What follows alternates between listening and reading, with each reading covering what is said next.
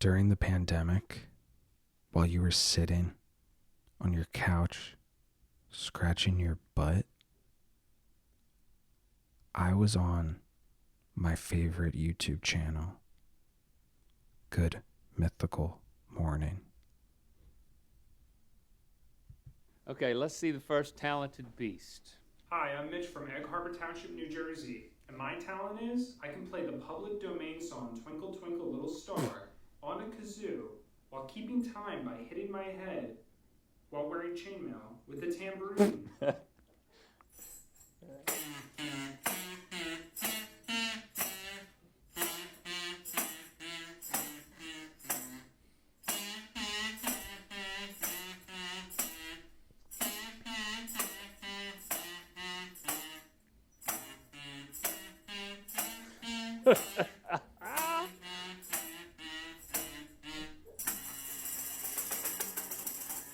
That was awful. Hey, come on. Yeah. It was the pandemic, peak pandemic, quarantine, and Rhett and Link posted on social media, submit a video of you doing a unique talent, and you may be featured on an episode of Good Mythical Morning. I saw that and I just knew. I was like, okay, yeah, bet. I will be on that. Because I've been watching Rhett and Link since I was a kid. Like, since Good Morning Chia Lincoln. So I knew all I had to do was some wacky iCarly type beat thing, and I would get on the show. And I put my plan into action, submitted my video, and, well, you saw what you saw.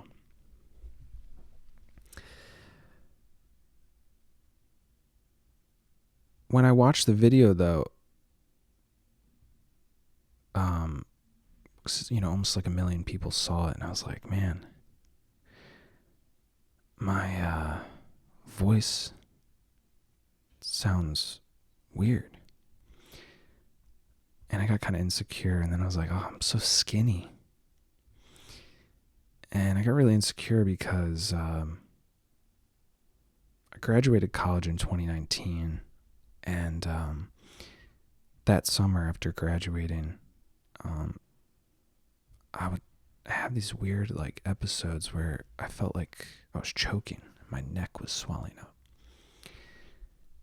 And it was really scary. And then I would start to go to the emergency room because I thought I was having an allergic reaction and my throat was closing or something. And they would do all these tests and they'd be like, no, we can't find anything. I think you're just anxious. And I'd be like, oh, duh. But this isn't a panic attack. It's it feels different. I feel like I'm choking.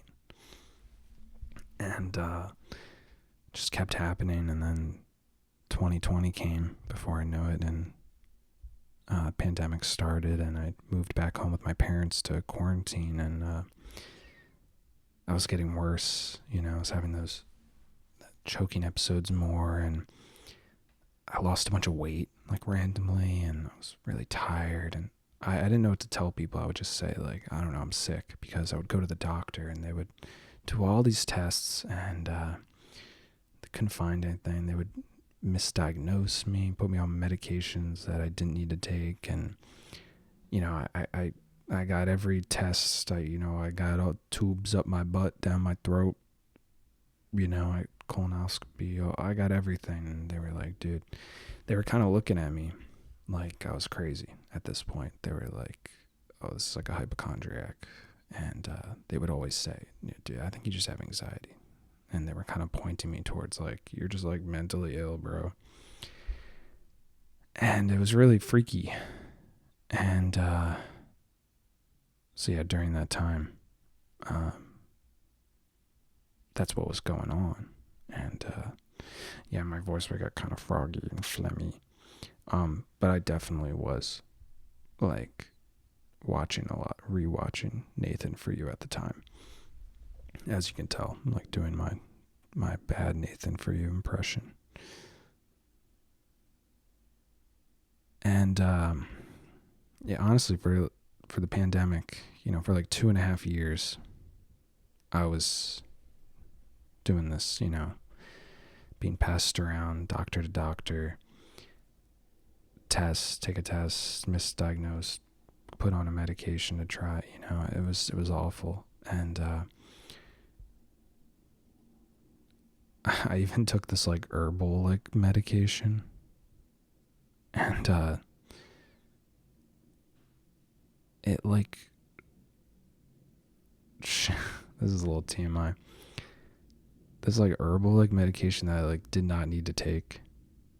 And one day I pooped. And I was like, wiping my butt, and I was like, oh my God, what is that? And there was something hanging from my butt, and I was like, oh my God. And I remember as a kid, I saw this thing about tapeworms, and they did a recreation scene where the tapeworm came out of the guy's butt, and then it went back up his butt. So I was like, oh my God, I have a tapeworm. And I grabbed it, and I was like, okay, this is gonna get gross, I'm sorry guys. And I just start pulling it, and it's like a freaking magician or a clown pulling out the freaking fabric out of their sleeve. It just kept going. And I pulled it out, and I was like, what the fuck is that? And I was like, this kind of white, like sleeve looking thing. And basically found out, I think it was like a lining of my like intestine that was like shed from the medication. And that was terrifying. So that's just one. It was a weird time for me during the pandemic. And when things were opening up and people were kind of like returning to the world, I was still like at home figuring out what was wrong. And yeah, it got scary because I was like, dude, I feel like they're not gonna. It's like Boy Who Cried Wolf. Like they don't care about me. And the doctors, not Rhett and Link. So then I went to a doctor, and I was like, dude, I'm telling you, it's almost like 3 years now. I'm telling you, there's something in my neck. And for the first time, they were like, all right, sure, we'll take a look. I'm like, oh my God, thank you. And they did an ultrasound, and they put the ultrasound jelly on me. And they're rubbing the thing, and they're like, okay, kid, whatever. Beep, beep, beep, beep. And they're like, and I'm like, what is it? What is it? And they're like, nothing, we can't tell you. And I'm like, what? So then I was like, oh my God, there is something there.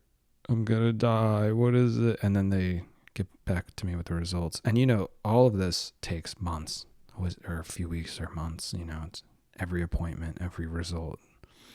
So I'm just at home. Okay, I'll just watch Good Mythical Morning for 2 weeks, and then I get my results. Actually, we don't know. There is something in your neck. We don't know what it is, though, so you're going to get an MRI. And I was like, oh my God. And I'm like rewatching Breaking Bad at the time. I'm like, oh, I'm going to die. And I get an MRI. And I was really nervous and scared because I never got an MRI. I was really freaked out because I knew it's like a claustrophobic tube. And, you have to sit still. For me, it was going to be 25 minutes. I would have to like lay still and hold my breath at times. And they talk to you through headphones, tell you, what to do. And you're in this tube and you go zzz, and it's like freaking inches away from your face. So you have to like keep your eyes closed. If you open them, you're like, and they give you a button to press in case you're panicking. And it's really loud. It's like, and it's crazy. So I knew it was like that. And my parents had them before. And they were like, yeah, it's pretty crazy, dude. I'm like, okay. And let me tell you, dude, the person you want as your MRI tech, like you want a frat bro. Because I had this frat bro. And I think they should get all the frat bros in the world and make them MRI techs because, I'm so scared and nervous. And I get there and this guy's like, what's up, dude? Yeah. you got any MRI? And I'm like, yeah, I'm kind of scared. He's like, dude, you want to listen to some music while you're in there? We got Spotify. We got like every song in the world. And I was like, yeah, I'd love to. He's like, what do you want to listen to? And the day before my MRI, I had never listened to Mac DeMarco before. So I listened to This Old Dog, that album. And I loved it.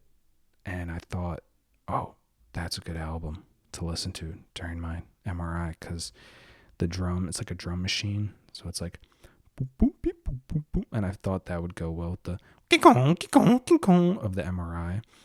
And then Mac DeMarco's voice is very like, hey man, chill man, so I'm like, yeah, I'm chill, and so I thought that would be a good album. And I was like, yeah, can you do This Old Dog, Mac DeMarco? Can you do that album? He was like, oh, Mac, dude, good choice. And I did the MRI, and I love that album, and I bought the CD of it. And honestly, it's the only album I've listened to by him. I got to listen to more. But I love it, and I always associate it with MRIs. And then after my MRI, I was like, let me conduct a little survey. I was like, so what kind of music? I'm talking to the frat bro MRI tech. I'm like, what kind of music do people usually pick? And he was like, the chicks pick Taylor Swift. The old people pick jazz. And like quiet, dorky people surprisingly pick like heavy metal. I was like, awesome. And yeah, weird time. And then so they discovered it was a thyroglossal duct cyst, which is pretty harmless, but it was not like a ball. It was like a band wrapped around my neck, and it would swell up and get inflamed. And that's why I felt like I was choking, and it maybe was, I don't know, they don't know if it was infected or whatever, but maybe it was causing my thyroid hormones to jump up and down, because that was happening to me at the time. And I got surgery. They cut open my neck, they took it out, and I felt a lot better. And it was a weird, dark time, but it helped me figure out a lot about myself and life. And and it helped me, because I got diagnosed with POTS last year, so I probably had POTS during the whole thing. I just didn't know. And I think that's what it was a combination of that and the POTS. And I just didn't know. And I'm very happy to get over that, because at the time I was down. Because it's scary when you're like, I don't know what's wrong with me, you know what I mean? And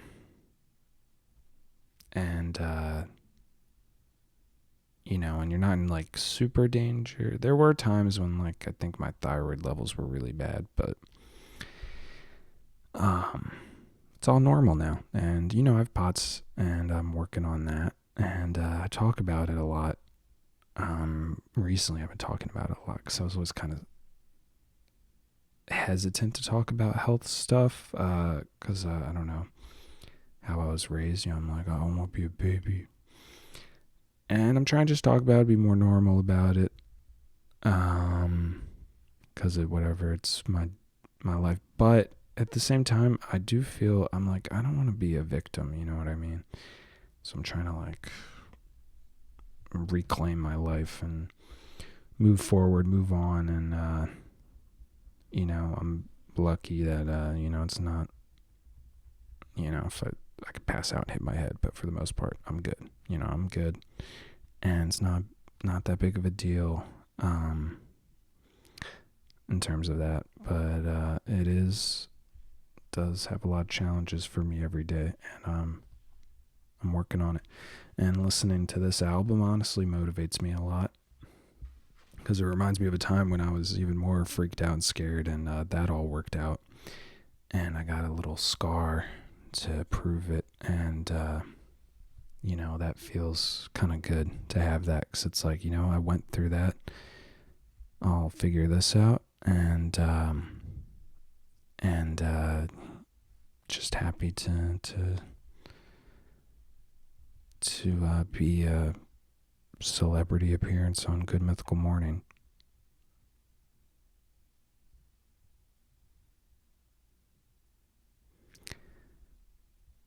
There's something in your ear.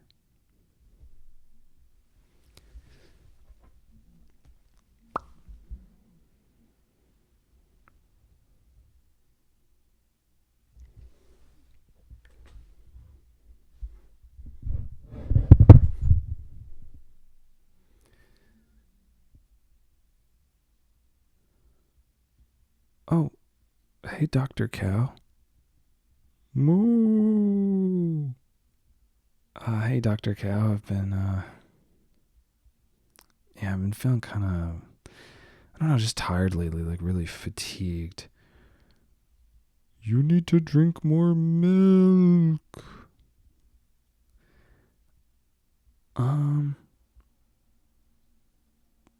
Yeah, well, I was hoping maybe you could check like my vitamin D levels or something, because you should drink more milk. I know, but actually, milk kind of makes me bloated, and to be honest, I think I'm lactose intolerant. I just don't want to take the test, because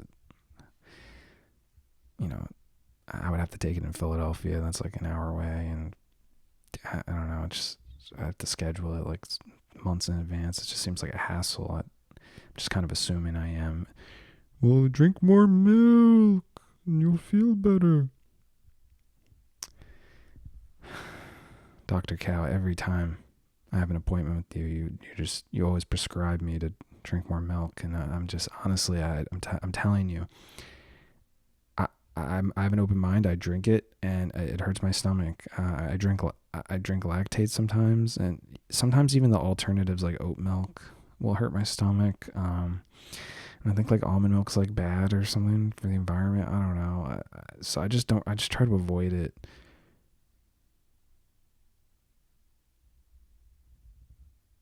You just need to drink more milk. Dr. Cow, like you're honestly like the only doctor in my area that accepts my insurance. Like, please, like I have no other choice but to go to you. And I just honestly, like I'm at a breaking point. Like I can't just keep drinking milk because you tell me to drink milk.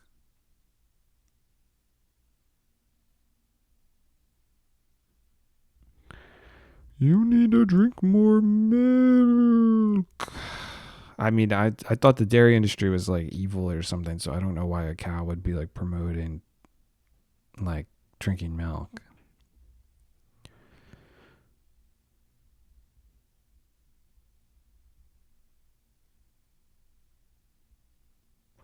You need to drink more milk.